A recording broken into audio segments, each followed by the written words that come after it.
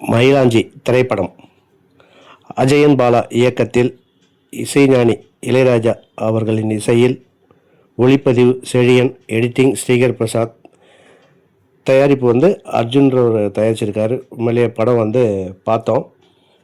இதில் ஹீரோவாக நடித்தது ஸ்ரீராம் கார்த்திக், ஹீரோயின் கிரீஷா குரூப். ஒரு நல்ல ஒரு ஊட்டி கிளைமேட்டில் நல்ல ஒரு குழுன்ற ஒரு பிரதேசத்தில் நல்ல ஒரு லவ் சப்ஜெக்டு ரொம்ப நல்லா இருந்தது. இளையராஜா இசையும் நல்லா இருந்தது, பாடல்கள் நல்லா இருந்தது. படங்கள் அந்த ஒரு குழுன்ற அந்த கிளைமேட்டுக்கு ஏற்ற மாதிரியே கொண்டு போயிருக்குது. உண்மையிலே பார்க்க வேண்டிய படம். லவ்வர்ஸுக்கு ரொம்ப பிடிக்கும். தயாரிச்சிருக்கிறாரு தயாரிப்பு அர்ஜுன் அவர்கள். உண்மையிலே அவருக்கு ரொம்ப தேங்க்ஸு. டேரக்டருக்கு நல்லா பண்ணியிருக்கிறாரு, நடித்தவங்க நல்லா நடிச்சிருக்கிறாங்க. உண்மையிலே இந்த படம் வெளியில் வரும், பாருங்கள். படம் வெற்றி பெற ஹரிபயாஸ்கோப் யூடியூப் சார்பாக வாழ்த்துக்கள். எல்லாருக்கும் வணக்கம். இன்னைக்கு என்னுடைய அழைப்பை ஏற்றுக்கொண்டு இங்கே இந்த படத்தக்க முதல் காட்சிக்கு அனைவரும் வணக்கம். இந்த சந்தர்ப்பத்தில் எனக்கு வாய்ப்பளித்த என்னுடைய தயாரிப்பாளர் டாக்டர் அர்ஜுன் அவர்களுக்கு நன்றி. எனக்கு தெரிஞ்சவங்களுக்கு தெரியும், இது ஒரு 2 நாள் கனவு. இந்த 2 நாள் கனவுக்கு ஒரு உறுதுணையாக இருந்து இந்த துவக்கத்திலிருந்து இந்த படம் இறுதி வரைக்கும் என்னோட இந்த படத்துக்கு காரணம் வந்த கதாநாயகன் ஸ்ரீராம் கார்த்திக்கு என்னுடைய நன்றி. எல்லாரும் கரவசம் இந்த படம் உருவாக்க காரணம் முக்கியமான துவக்கப்பட்டு ஸ்ரீராம் கார்த்திக். இந்த படம் இன்னைக்கு இவ்வளவு தூரம் பேசப்படுதுன்னா, இவ்வளவு பெரிய வெற்றி அடைதுன்னா அதுக்கு காரணம் என்னுடைய நண்பர் திரு செயின் அவர்கள். செயின் நான் நிறைய சொல்லியிருக்கேன். அவர் தான் இன்னைக்கு இந்த படம் இவ்வளவு பெரிய மக்கள் விட்டு கொண்டு போய் சேர்ந்துருக்குன்னா அது அவருடைய உழைப்பு கண்டிப்பாக. அவர் வெறும் காட்சி மட்டும் இல்லை, ஒவ்வொரு காட்சியை எடுக்கிறதுக்கும் அவர் எடுத்துக்கிட்ட மெனக்கெட்ட உழைப்பு அபாரமானது. இன்னைக்கு இந்த படம் இவ்வளவு போய் சேர்ந்துருக்குன்னா எல்லாத்தோட என்னுடைய கதாநாயகி கிருஷா குரூப். அவங்க நான் என்னெல்லாம் நினைச்சிருந்தனோ, என்னுடைய கடவுளை மனசுல நினைச்சனோ அந்த பாத்திரத்தை உயிரோட்டமா அவங்க நடிச்சு கொடுத்துருக்காங்க.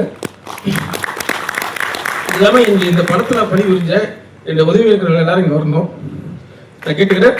ரவிச்சந்திரன், ரவி ராமசாமி வாங்க, சுரேஷ் வாங்க, வேணுகோபால் சார் வாங்க, உதவியாளர்கள் அனைவரும் வாங்க, எல்லாரும் வாங்க, ரவி வாங்க, எல்லாரும் அனைவரும் வாங்க. இந்த படம் இவ்வளவு வெற்றி அடைந்ததுன்னா அது காரணம் ஒவ்வொருத்தருடைய கடுமையான உழைப்பு, சாதாரண உழைப்பு இல்ல, அசுர உழைப்பு. என்னுடைய இணையக்குழர் ரவிதரன் ராமசாமி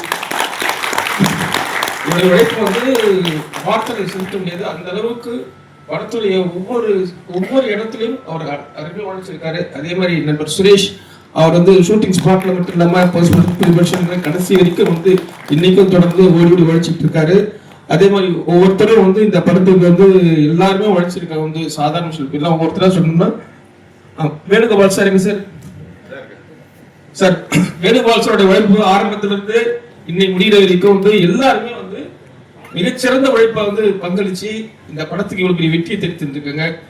இது இவங்க இல்லைன்னா இந்த படம் இல்லை. இது வெறும் என்னுடைய கற்பனை மட்டுமே இல்லை, இதுல ஒவ்வொருத்தருடைய அபாரமான உழைப்பு. இவங்க எல்லாருக்கும் இந்த படம் மிகப்பெரிய வெற்றியை வருகாலத்துல எதிர்காலத்தை கொடுக்கிறேன். நீங்க எல்லாரும் இந்த படத்தை உங்களுடைய முகநூல் இல்லையோ, ஏன்னா இதுதான் நீங்க தான் கொண்டு வரீங்க, தான் ஃபர்ஸ்ட் இது தெரிஞ்சுங்க. இந்த அனுபவத்தை நீங்க எவ்வளவு கொண்டு போறீங்களோ, ஏன்னா நீ போட்டி நிறைந்த சூழல், நீ எத்தனை படங்கள் உங்களுக்கு தெரியல, நீங்க எவ்வளவு புஷ் பண்ணி நீங்க உணர்ந்ததை இதான் நீங்க என்ன உணர்ந்தீங்களோ அதை தயவு செஞ்சு உங்களுக்கு பகிர்ந்தீங்கன்னா ரொம்ப நல்லா இருக்கும். என்னுடைய தயாரிப்பாளர் சொல்லுவார். எல்லாருக்கும் வணக்கம். நான் பேசிக்கா மனநல மருத்துவர். நான் இந்த படம் எடுக்கிறேன் அப்படிங்கறத சொன்ன உடனே என்னுடைய நண்பர்கள், என்னுடைய உறவுகள், என்னை சுற்றி இருக்கிற என் நலம் விரும்பிகள் அத்தனை பேர் ஷாக் ஆனாங்க. ஏன்னா சினிமாவுக்கு சம்பந்தமே இல்லாத டாக்டர் ஆச்சே, சினிமாவுக்கு போறீங்களே, சினிமா ஒரு மார்க்கமான உலகமாச்சே. அவன் சொன்னதை நான் அப்படியே முன்னே சொல்லிடுறேன், பகிர்ந்து கொள்கிறேன். நேர்மையா உழைச்சு ஒரு மருத்துவர், தனக்குன்னு ஒரு இடம் பிடிச்ச மருத்துவர் இப்படி போய் சினிமாவில் போய் சிரமப்பட்ட கூடாது என்று என் மீது அக்கறையோடு சினிமா வேண்டாம், படம் வேண்டாம் என்று நிறைய பேர் என்கிட்ட சொன்னாங்க. ஆனால் தேர்ந்தெடுத்தது ஒரே காரணங்களுக்காகத்தான் சினிமாவுக்கு வந்தது. 2 காரணம் உங்களை சொல்ல நினைக்கிறேன். ஒன்று, நான் மனநல மருத்துவர். நான் ஒரு 20 ஆண்டுகளுக்கு முன்பு நான் பிராக்டிஸ் ஆரம்பிக்கும் போது இருந்த சூழல் இன்று மாறி போயிருக்கிறது. என் குழந்தைகள் எல்லாமே எனக்கு 20 வயசு 23 வயசு கீழே இருக்கிறவங்க எல்லாமே என்னுடைய குழந்தை வயசு, என்னுடைய பிள்ளைகள். சொசைட்டில ஒரு மாதிரி போகுது. அதிலும் குறிப்பாக காதல் சார்ந்த விஷயங்கள்ல உங்களுடைய சுவாபங்கள் வேற மாதிரி போயிட்டு இருக்குதோ அப்படிங்கிற மாதிரியான கருத்துக்கள் நிறைய பதிவு செஞ்சுக்கிட்டே இருந்தாங்க. நானும் பாக்குறேன் நிறைய. நான் உண்மையில சொல்ல போனா காதல் எக்ஸ்பர்ட். நானு காதல் எக்ஸ்பர்ட்னா காதலிக்கு எக்ஸ்பர்ட் நினைச்சிடாதீங்க. அதுல நான் தோத்துட்டேன். நானு காதல் சார்ந்த கிளையன்ஸ் கிட்ட வரும்போது கவுன்சிலிங் வந்து நிறைய வர ஆரம்பிச்சாங்க. இந்த 3-4 ஆண்டுகள்ல நிறைய வர ஆரம்பிச்சாங்க. அதெல்லாம் பாக்குறவங்க எமோஷனலான காதலா இருந்தாங்க. சென்டிமெண்ட் அண்ட் பொசசிவ் காதல். நம்ம எல்லாரும் வந்து காதல்னாலே உண்மையான காதல்னால ஒருத்தவங்க வெறித்தனமாக பொசசிவா இருந்தா மட்டும்தான். முக்கியமா சொல்ல நினைச்சா 2 விஷயம் சொல்ல நினைக்கிறேன். சமீபத்தில் அதிகமா நான் பாதிச்ச அந்த 3-4 ஆண்களுக்கு தொடர்ந்து பாதிச்ச விஷயம் என்னன்னா, ஒரு காதல் நிறைவேறல, பிரேக்கப் ஆயிடுச்சு. 5 வருஷம் 10 வருஷம் காதலிச்சேன், ஆனா 2 வருஷம் காதலிச்சேன், 1 வருஷம் காதலிச்சேன், பிரேக்கப் ஆயிடுச்சு. ஏதோ ஒண்ணு, ஒரு தடவை காதல் ஏதோ ஒண்ணு கிடைக்கலையா, டக்குன்னு போய் ஒண்ணு என்ன பண்றான், கத்தி எடுத்து குத்துறான், ஆசிட் வீசுறான், ஏதோ ஒண்ணு பண்றான் அந்த பொண்ணுகளை. இல்லை என்றால் சூசைட் பண்றாங்க. இது என்னை ரொம்ப பாதிச்சு. நிறைய கிளையன்ஸ் நான் பார்க்கும்போது என்ன காரணம், யார் இப்படி பண்றான்னு பார்க்கும்போது தெரிஞ்ச விஷயம் என்னன்னா, காதலிக்கிறார்கள், காதலை நேசிக்கிறார்கள்.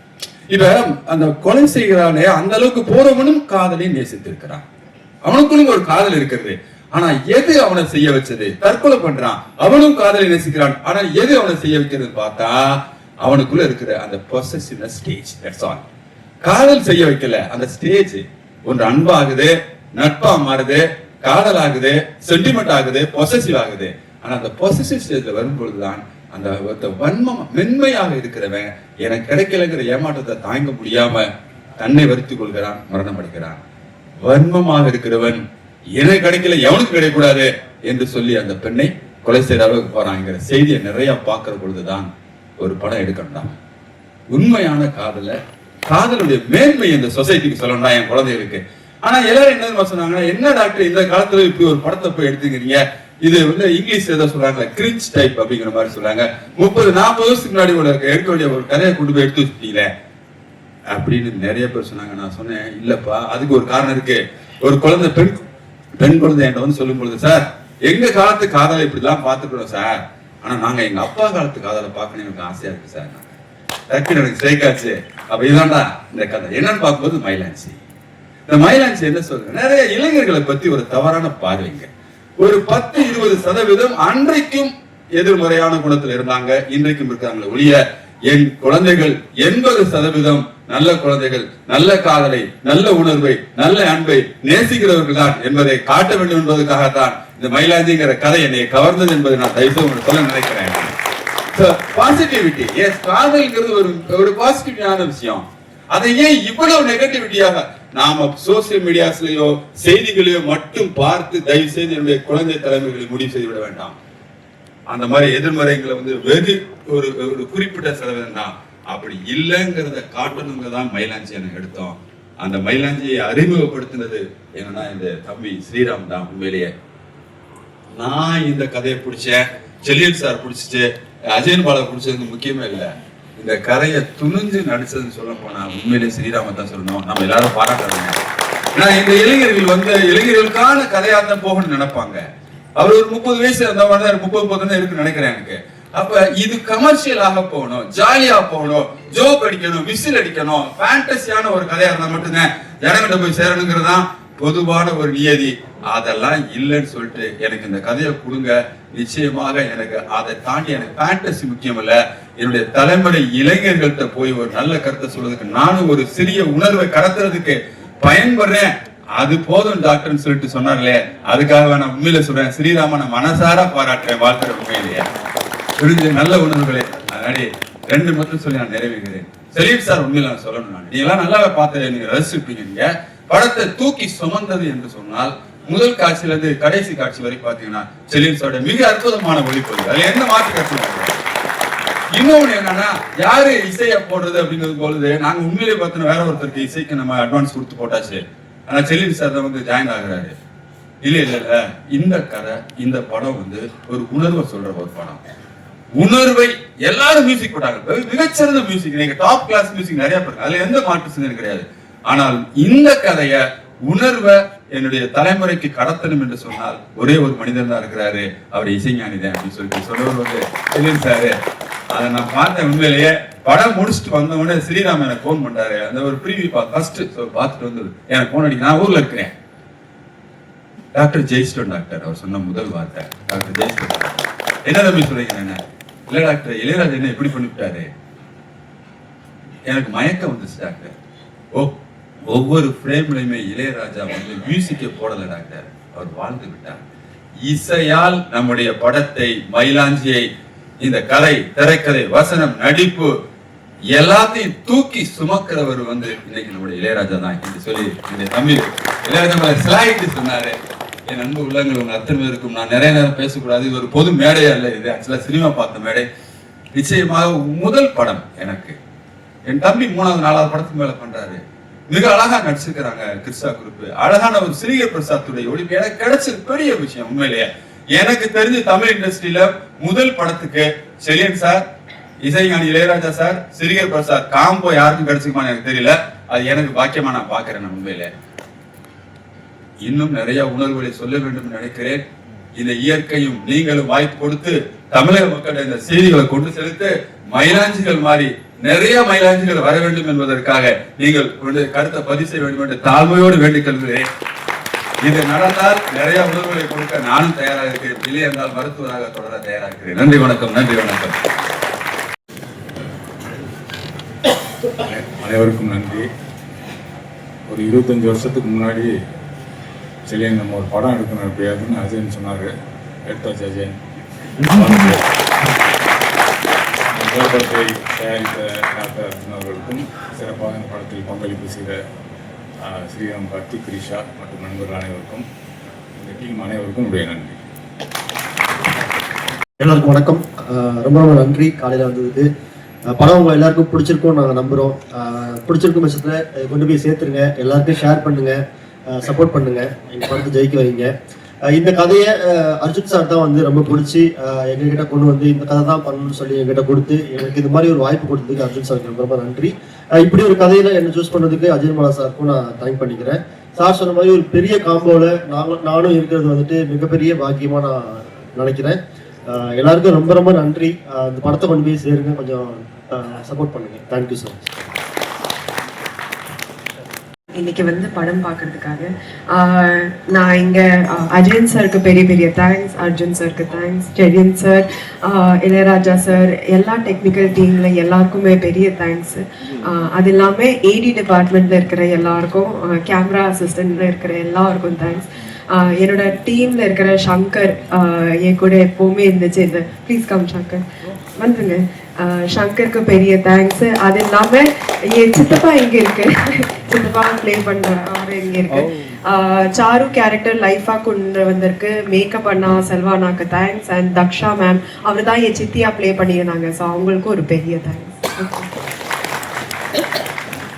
வேலைமின்மை காரணமாக எல்லாரும் ஷார்ட்டா பேச சொல்றோம். வெற்றி விழால எல்லாருமே நிறைய பேசுவாங்க.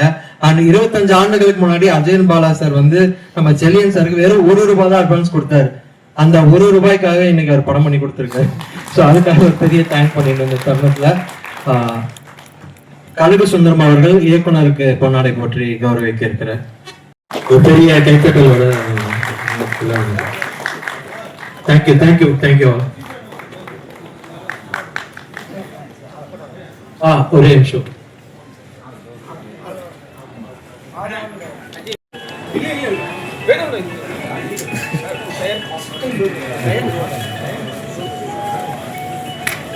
அடுத்த ஷோக்கு எல்லாம் வெயிட் பண்ணிட்டு இருக்காங்க. நம்ம தேங்க்யூ ஆல்.